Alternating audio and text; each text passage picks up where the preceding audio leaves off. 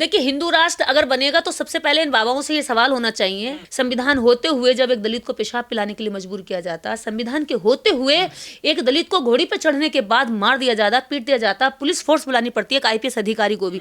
एक आईपीएस अधिकारी को ड्यूटी पे तैनात होते जिसके पास इतनी पावर होती है, उसको आत्महत्या करनी पड़ती है जातिवाद से परेशान होकर। एक राष्ट्रपति जब पद पर पहुंच जाते हैं उसके बाद में देश का प्रथम नागरिक होता है, एक राजा की तरह देश का राजा माना जाता है, लेकिन उसके बाद भी इतनी पावर होने के बाद भी जब वो राष्ट्रपति रामनाथ कोविंद जी जब मंदिर जाते हैं तो उनको धक्का मार के भगा दिया जाता है, कहा जाता है कि तुम संविधान से राष्ट्रपति जरूर बन गए लेकिन हमारे धर्म शास्त्रों से आज भी अछूत हो। जब यहाँ मंदिर में हमारे राष्ट्रपति द्रौपदी मुर्मू दिल्ली जाती हैं तो उनको जो गर्भगृह में उनको नहीं जाने दिया जाता, बाहर से उनकी पूजा कराई जाती है। तो आप सोचिए, आज संविधान से जब आप राष्ट्रपति बन सकते, प्रधानमंत्री बन सकते, लेकिन धर्म के आधार पर उनके किसी मंदिर में नहीं घुस सकते, उनकी व्यवस्था में आप घोड़ी पर चढ़ के बारात नहीं निकाल सकते, आप मूंछ नहीं रख सकते, आप अपनी मर्जी से मजदूरी ना छोड़ सकते ना उनके साथ कर सकते, आप उनके घरों में प्रवेश नहीं कर सकते, आप उनके मंदिरों में प्रवेश नहीं कर सकते, तो आप उनके दिलों में कैसे प्रवेश कर जाओगे? आप कैसे मानते हो कि हिंदू राष्ट्र बन जाएगा तो वो बराबरी ले आएंगे? मैं तो ये कहना चाहती हूँ, कहाँ सो रही है राष्ट्रपति द्रौपदी मुर्मू जी, कहाँ सो रहा है देश का सुप्रीम कोर्ट, कहाँ सो रहे हैं प्रधानमंत्री, कहाँ सो रही है संविधानिक वो सारी बॉडीज जो संविधान से बनती हैं? और ये अकेला धीरेन्द्र शास्त्री उन सारी बॉडीज को चैलेंज कर रहा है, उन सारे पदों को चैलेंज कर रहा है। सारे सो गए क्या? सभी सवालों को हिंदू राष्ट्र बन सकता है क्या? संविधान इसकी इजाजत देखिए, संविधान के खिलाफ है ये बात। अगर कोई भी कह रहा तो उसे तुरंत प्रभाव से जेल में डालना चाहिए। देश की कहाँ चलेगी वो सारी संवैधानिक संस्थाएं, कहाँ चलेगा वो संवैधानिक पदों पर बैठे हुए मुख्य लोग? प्रधानमंत्री सो रहे हैं, उनको दिखाई नहीं दे रहा कि ये क्या कर रहा है, संविधान के खिलाफ ये बात कर रहा। अगर ये सनातन हिंदू राष्ट्र बनाएगा तो देश के अंदर प्रधानमंत्री कैसे चुना जाएगा फिर? हाँ, कहाँ से आएंगे फिर प्रधानमंत्री? देश के अंदर राष्ट्रपति, जो आज द्रौपदी मुर्मू जी हैं, महामहिमारी राष्ट्रपति बनी हुई हैं, वो कल राष्ट्रपति बन पाएंगी? अगर सनातन हिंदू राष्ट्रपति बन गया तो हिंदू राष्ट्र में कितनी महिलाएं राष्ट्रपति बनी? एक भी नहीं बनी। कितने ओबीसी हैं राष्ट्रपति बने? कितने लोग यहाँ प्रधानमंत्री बने? नहीं बन पाए। इस देश में ये हिंदू सनातन का नाम लेकर के ये ब्राह्मण सनातन की बात करने वाले लोग हैं। इनका हिडन एजेंडा है कि ब्राह्मण पूरे देश से वर्चस्व कायम हो जाए। जो आज ये मारते पीटते गरीब लोगों का हक छीनते, उनके हक को एकदम खुलेआम छीन सके और कोई भी इनकी नकेल न डाल। भारत तो पंथ निरपेक्ष है ना, देखिए यहाँ तो सारे धर्म रहते हैं। देखिए, हिंदू राष्ट्र कैसे बन जाएगा? इस भारत के अंदर आपको अच्छे से समझ लेना चाहिए कि जब भारत की प्रस्तावना, जब प्रेम्बल बोला जाता है तो उसमें साफ शब्दों में लिखा हुआ है कि भारत धर्म ही नहीं पंथ, यानी धर्मों से भी नीचे आते हैं छोटे छोटे पंथ, उनसे भी निरपेक्ष है वो, उनमें भी कहीं विश्वास नहीं रखता। भारत का संविधान, भारत की जनता का कोई भी पर्टिकुलर एक ऑफिशियल धर्म नहीं हो सकता। उनका व्यक्तिगत धर्म हो सकता है लेकिन ऑफिशियल धर्म भारत का कोई नहीं है। तो ये अगर भारत का कोई ऑफिशियल धर्म बनाना चाहते हैं या घोषित करना चाहते हैं, घोषणा करना चाहते हैं, तो ये सरकारों के खिलाफ है, ये संविधान के खिलाफ है, प्रेम्बल के खिलाफ है। हम भारत के लोग, भारत की समस्त जनता के खिलाफ है। संविधान के खिलाफ काम कर, ये पूरे देश की जनता के खिलाफ काम है, संविधान के खिलाफ काम है। ये चंद मुट्ठी भर घरों से निकल करके ये देश को हिंसा में झोंकना चाहते हैं, ये देश के संविधान को खत्म करना चाहते हैं। अगर संविधान पे आना चाहिए, इन्होंने संविधान का व्यवस्था लचर कर दी तो हाल बांग्लादेश जैसा होगा, हाल श्रीलंका जैसा होगा, हाल अभी नेपाल में हुआ वो होगा।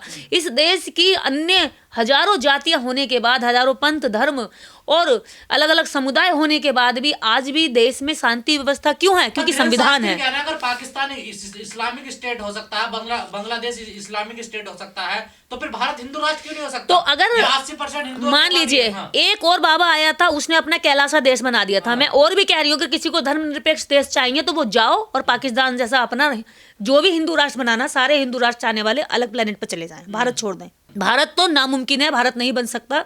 ये जो पदयात्राएं हो रही हैं, ये पदयात्राएं चुनाव में एक दंगा फैलाने के लिए हैं, चुनाव को भटकाने के लिए हैं। बिहार चुनाव को इस समय पूरी तरीके से जो बिहार की राजनीति है उस पर मुख्य मुद्दों पर जो बात हो रही है उन मुद्दों को भटकाने के लिए हैं। दूसरा, जनता के साथ साथ यहाँ पर जो साधु बाबा जिनकी जो प्रासंगिकता धीरे धीरे खत्म हो रही है, इनकी चोरियां पकड़ी जा रही हैं, ये उस चोरियों को छुपाने के लिए अब अपने आप को मुखौटा समा रहे हैं। क्योंकि यही धीरेन्द्र शास्त्री एक बार जब कोई गरीब इसके पैर छू रहा था तो कह रहा नहीं नहीं भैया मेरे पैर मत छूना, तुम अछूत हो। नहीं, मैं अछूत हूँ। हाँ, तो मैं अछूत हूँ, तो तुम अब खुद को अछूत क्या, उसको पैर नहीं छुपाना चाह रहे हो। यानी कि दोनों तरफ से आप पाला खेलेंगे। इधर से आप कहेंगे कि हम हिंदू राष्ट्र बनाएंगे, इधर से आप एससी को कमजोर भी करेंगे, उधर से आप उनके अधिकारों को भी छीनेंगे।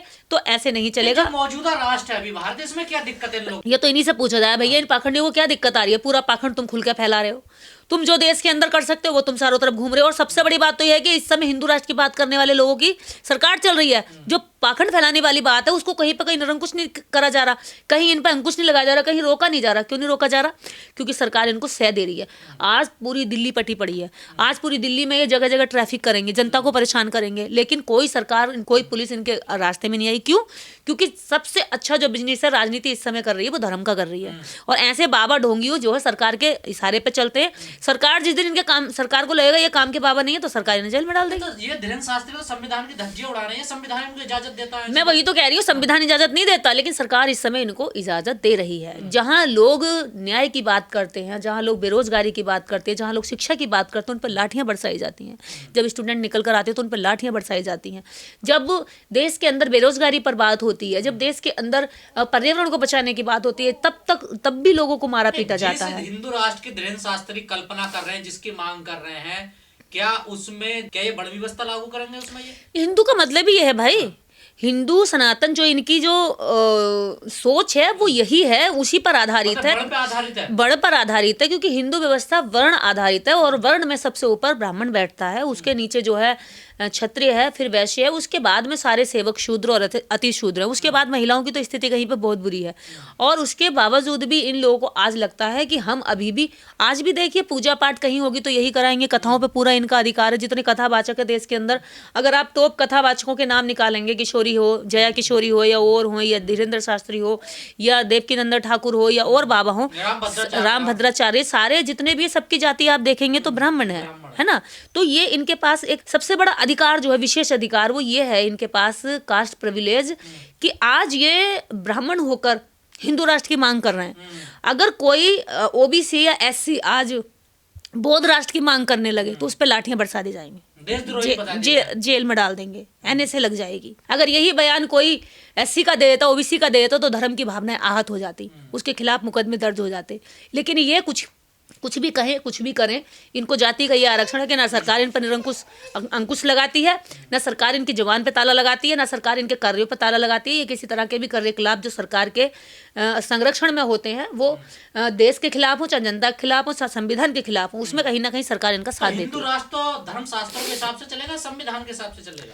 देखिए, हिंदू राष्ट्र अगर बनेगा तो सबसे पहले इन बाबाओं से ये सवाल होना चाहिए, क्या वो संविधान के अकॉर्डिंग चलेगा या फिर वो मनुस्मृति के अकॉर्डिंग चलेगा। अगर मनुस्मृति के अकॉर्डिंग चलेगा तो 1927 में 25 नवंबर को उसे जला चुके थे और वो पूरे देश ने नकार दी, इसीलिए संविधान लागू हुआ उसके बाद में। अगर संविधान मनुस्मृति से चलने वाला होता तो उस समय ये जलाई नहीं जाती, संविधान की जरूरत ही नहीं पड़ती। तो देश अगर वास्तव में सही तरीके से चल सकता है तो वो संविधान है। देश की जनता अगर चाहती है कि उन्हें शांति रहे, उनके आसपास में दंगे ना हो, माहौल ना बिगड़े, उनको सुरक्षा मिले, उनको सम्मान मिले, अंदरूनी सुरक्षा मिले, क्योंकि केवल सीमाओं पर सुरक्षा नहीं होती है, देश के अंदर भी नागरिक को सुरक्षा चाहिए होती है। अगर देश के नागरिक को अंदरूनी सुरक्षा चाहिए, देश के अंदर सुरक्षा चाहिए, ऐसे जातंकी से सुरक्षा चाहिए, ऐसे हिंसावादी लोगों से सुरक्षा चाहिए, तो आपको संविधान बचाना पड़ेगा। नहीं तो ये अनपढ़, ये ऐसे लोग जो केवल अपनी जाति की राजनीति करना चाहते हैं, इनको धर्म में भी विशेष अधिकार है, ये जाति की धर्म है इनका। वास्तव में भारत के अंदर हिंदू सनातन या हिंदू राष्ट्र या सनातन राष्ट्र नहीं बनाना चाह रहे, ये ब्राह्मण राष्ट्र बनाना चाह रहे हैं, जिसमें ब्राह्मण ही सबका मार्गदर्शक करे, जिसमें ब्राह्मण ही सबका खुदा हो, माई बाप हो, ये चाहते हैं। हिंदू राष्ट्र या ब्राह्मण राष्ट्र की आप बात कर रहे हैं, इसमें दलित पिछड़ों का और महिलाओं की क्या स्थिति? कोई महिलाओं की स्थिति होगी ना, जैसे महिलाओं को अग्नि परीक्षा देनी पड़ेगी, जैसे महिलाओं को अगर ऐसा आज महिला अपनी मर्जी से शादी कर लेती है, अगर इस तरह की होने लगी तो उनकी नाक काट दी जाएगी सुपर्णखा कह करके, उनको डायन कह के सड़कों पे नंगा और काला करके घुमाया जाएगा। तो ये स्थिति महिलाओं की होगी क्या? पैर की जूती कही जाए, मनुस्मृति में ढोर गंवार पशु शूद्र नारी सकल ताड़ना के अधिकारी, तो ये स्थिति महिलाओं की हो जाएगी और शूद्र की स्थिति भी पीटने लायक हो जाएगी। तो सारे लोग इसमें आ गए, मतलब ढोरों जैसी स्थिति यहाँ पे शूद्रों की और स्त्रियों की होगी। तो क्या शूद्र और स्त्री अपनी स्थिति इतनी बदतर बनाने जा रहे हैं? क्या उनको लगता है कि उनका हिंदू राष्ट्र में सम्मान होगा, स्वागत होगा? नहीं। अगर वास्तव में हिंदू राष्ट्र होता तो आज देश के अंदर एक दलित को पेशाब पीने के लिए मजबूर नहीं किया जाता। संविधान होते हुए जब एक दलित को पेशाब पिलाने के लिए मजबूर किया जाता, संविधान के होते हुए एक दलित को घोड़ी पर चढ़ने के बाद मार दिया जाता, पीट दिया जाता, पुलिस फोर्स बुलानी पड़ती है, एक आईपीएस अधिकारी को भी, एक आईपीएस अधिकारी को ड्यूटी पे तैनात होते जिसके पास इतनी पावर होती है, उसको आत्महत्या करनी पड़ती है जातिवाद से परेशान होकर। एक राष्ट्रपति जब पद पर पहुंच जाते हैं उसके बाद में देश देश का प्रथम नागरिक होता है, एक राजा की तरह देश का राजा माना जाता है।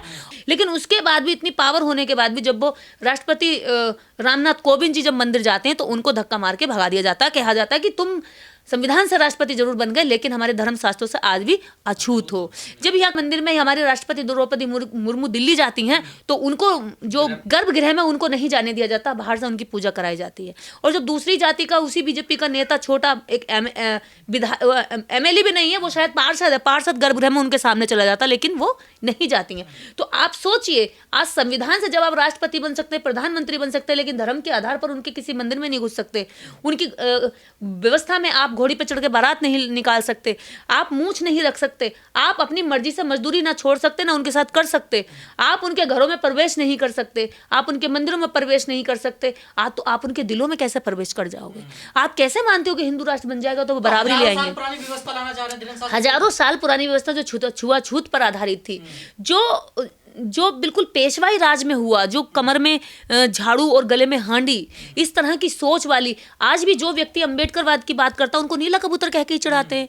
आज जो व्यक्ति, जैसे हम जैसी महिलाएं जो तार्किक बात करती है, जो वैज्ञानिक बात करती है, जो अधिकारों की बात करती हैं, उनको सुपनखा कह के ये लोग अपमानित करते हैं। तो क्या कहना चाहते हैं? ये यही तो कहना चाहते हैं कि इनका तो सीधा सीधा तरीका है कि देश के अंदर से संविधान हटाया जाए, क्योंकि संविधान जो है इनको पूरी तरीके से, जो मनुस्मृति के राज में ये करते थे कि भाई एक शूद्र अगर छोटा सा भी अपराध करे तो उसको बड़ी सजा दी जाए, और एक ब्राह्मण अगर बहुत बड़ा भी अधिकार करे तो बस उसकी चुटिया काट दी जाए, और यही बहुत बड़ी सजा होगी।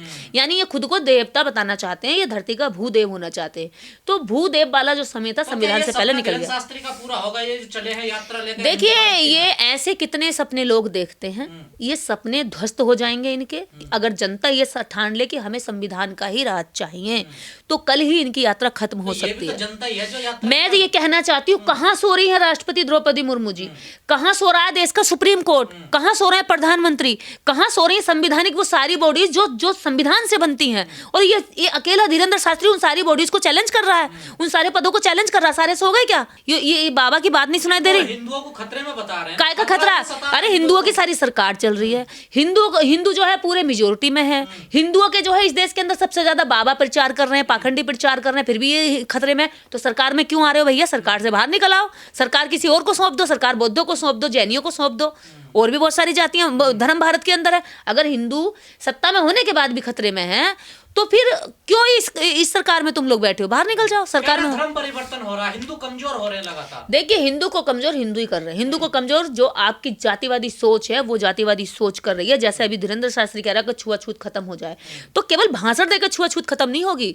ये धीरेंद्र शास्त्री साबित करके दिखाए कि ये धीरेंद्र शास्त्री इस देश के अंदर छुआछूत खत्म करना चाहता। जितने भी दलित एट्रोसिटी एक्ट होते हैं भारत के अंदर, उन सभी अपराधियों के खिलाफ कड़ी से कड़ी सजा की लड़ाई लड़े, ये कानूनी लड़ाई उनके खिलाफ लड़े। जातिवाद छुआछूत खत्म करने की तो बात कर रहे हैं, लेकिन बड़ व्यवस्था को तो मान रहे हैं। वो कह रहे हैं बड़ व्यवस्था तो रहेगी। बड़ व्यवस्था जब बड़ व्यवस्था खत्म हो जाएगी तो जातिवाद खुद ही खत्म हो जाएगा। वर्ण व्यवस्था ही देश के अंदर नासूर है, वर्ण व्यवस्था ही गैर बराबरी की सोच है, वर्ण व्यवस्था ही संविधान नहीं। वर्ण व्यवस्था की अगर समर्थन कर रहा है धीरेंद्र शास्त्री या कोई भी व्यक्ति, मैं कर रही हूँ, कोई भी कर रहा है, एनीबडी, वो इस देश के अंदर संविधान के खिलाफ बात है। संविधान इस देश में वर्ण व्यवस्था को कतई नकारता है। वर्ण व्यवस्था रहते हुए क्या जातिवाद भेदभाव खत्म हो जाएगा? हो ही नहीं सकता। अरे वर्ण व्यवस्था तो जातिवाद, छुआछूत और गैर बराबरी की जननी है। जो व्यवस्था इस तरह से खड़ी आधारित है कि बीच ब्राह्मण ये है, इसके नीचे क्षत्रिय, इसके नीचे वैश्य, इसके नीचे शूद्र है, इसके नीचे दलित अछूत हैं, तो ये व्यवस्था कैसे ही बराबरी की हो सकती है? बराबरी की अगर बात होगी तो वो ये है संविधान कि चाहे ब्राह्मण हो, क्षत्रिय हो, वैश्य हो, शूद्र हो, सब अगर शिक्षित होंगे तो नौकरी पा सकते हैं, सब अगर लायक होंगे तो मंदिरों में बैठ सकते हैं, सबको बराबरी का अधिकार देता है। अगर सभी लोग क्या कहते हैं अपराध करेंगे तो सबको बराबर कानूनी सजाएं मिलेंगी। ठीक है, तो समानता की बात तो खुद संविधान कर रहा है, इन्हें क्या नई बात लेकर आनी है भाई? बराबरी की बात संविधान कर रहा है। छुआछूत खत्म करने की बात संविधान से ज्यादा ये धीरेंद्र शास्त्री क्या कर सकता है? जब छुआछूत के खिलाफ जो उसमें एट्रोसिटी एक्ट लगा हुआ, कानून बना हुआ, तो धीरेंद्र शास्त्री क्या नई बात कर रहा है? धीरेंद्र शास्त्री कुछ नई बात नहीं कर रहा। और अगर बड़ी व्यवस्था की बात कर रहा तो वो भी हजारों पुरानी घिसी पिटी व्यवस्था है। संविधान प्रेमी है, उनको इस यात्रा के खिलाफ खड़े हो जाना चाहिए। इस देश के अंदर संविधान प्रेमी ने, इस देश के अंदर प्रत्येक नागरिक को, जिसको लगता है कि देश के अंदर सुरक्षित रहना है, जिसको लगता है कि इस देश के अंदर दंगा ना होना चाहिए, इस देश के अंदर श्रीलंका और क्या कहते हैं बांग्लादेश, नेपाल ऐसी घटनाएं ना हो, ऐसी बर्बादी ना हो देश के नागरिकों की, तो देश के समस्त नागरिकों को ऐसी पाखंडी, ऐसी ढोंगी, ऐसे लोगों के, देशद्रोही लोगों के खिलाफ एक्शन लेना चाहिए, खड़ा होना चाहिए, विरोध दर्ज कराना चाहिए और इनके खिलाफ आवाज बुलंद करनी चाहिए। पर्ची निकालते निकालते इस बाबा की पर्ची अब जनता ने निकालनी शुरू कर दी, क्योंकि अनेकों घटनाएं देश भर में हुई। खुद इसके भाई पर जो है कई FIR हुई, वो दंगा करता फिर रहा, उसकी पर्ची नहीं खोल पाया। खुद इसके साथ कई बार ऐसे कांड हुए, अपनी पर्ची नहीं खोल पाया। तो ऐसे ढोंगी बाबा जो बाबा नाम लगाकर या संत नाम लगाकर इस देश के अंदर संत और गुरुओं और बाबाओं का नाम भी बदनाम कर रहे हैं। तो पहले तो धीरेन्द्र शास्त्री ये बताए कि देश के अंदर जितने भी SC ST एट्रोसिटी एक्ट होते हैं, इस देश के अंदर घटनाएं आती हैं, उनके खिलाफ ये सड़कों पर उतरेगा। अगर हाँ, तो मैं ये मानती हूँ कि ये बाबा वास्तव में एकता चाहता है। हिंदू को सबको एक करना, हाँ, वो देखिए। जब हिंदू के साथ, क्या ब्राह्मण भंगी की बेटी से शादी करेगा? क्या ब्राह्मण भंगी को अपनी बेटी देगा? क्या आपस में लेन देन होगा रोटी बेटी का? क्या संबंध बनेगा? पहले तो ये बताइए बाबा। क्या इस देश के अंदर जो हिंदू सनातन की बात कर रहा है ये बाबा या इससे रिलेटेड इस तरह के विचार रखने वाले कोई भी बाबा है, मैं उन सबसे बात पूछना चाहती हूँ, हिंदू एकता तो एक दिन के अंदर आ जाएगी अगर तुम अपना जातिवादी मानसिकता छोड़ दो। क्या जितने बीच सारे शंकराचार्य बैठे हुए, चारों शंकराचार्य की कुर्सी पर दलित बैठेगा? क्या वहाँ भंगी बैठ सकता है? क्या वहाँ चमार बैठ सकता है? क्या वहाँ यादव बैठ सकता है? क्या मौर्य बैठ सकता है? साक्य बैठ सकता है? पटेल बैठ सकता है? जाट गुजर बैठ सकता है? नहीं बैठ सकता, आज तक नहीं बैठा। जो सबसे बड़े हिंदू के सबसे बड़े संगठन की बात आती है RSS, क्या RSS पे कोई गुजर, जाट, ठाकुर, वैश्य बैठ सकता है? भंगी बैठ सकता है? अन्य कोई भी जातियां हैं, आप मान लीजिए लोधा बैठ सकता है? नहीं बैठ सकता। सैनी बैठ सकता है? नहीं बैठ सकता। तो फिर एकता कैसी है? एकता के नाम पे जो मलाई है वो तुम चाटते रहो, जो छाछ है। ठान लिया ना देखे भारत को हिंदू राष्ट्र बनाना है। अरे ऐसे कितने ठानने वाले हैं और कितने चले गए? ये ठाना नहीं है, ये सरकार की शय पे कर रहा है। अगर सरकार वास्तव में इस पे कंजा कसे तो ये अभी घर के अंदर बैठ जाएगा।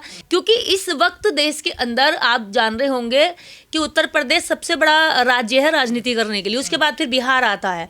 आज बिहार की राजनीति में पूरी तरीके से धांधली कर नहीं पा रही है सरकार, बीजेपी धांधली नहीं कर पा रही है। तो आज उसको लग रहा है कि सबका ध्यान, जितने भी लोग बीजेपी पर सवाल उठा रहे हैं, उनके कार्यकाल पर सवाल उठा रहे हैं, उनकी गलत नीतियों पर सवाल उठा रहे हैं, बिहार की जनता के जो बेरोजगारी है, पलायन है, अशिक्षा है और जो गरीबी, बदहाली है, भुखमरी है, उस पर जो सवाल उठा रहे हैं, वो सवाल कहीं ना कहीं धीरेन्द्र शास्त्री सारे बंद करके अपने आप को एक तरह से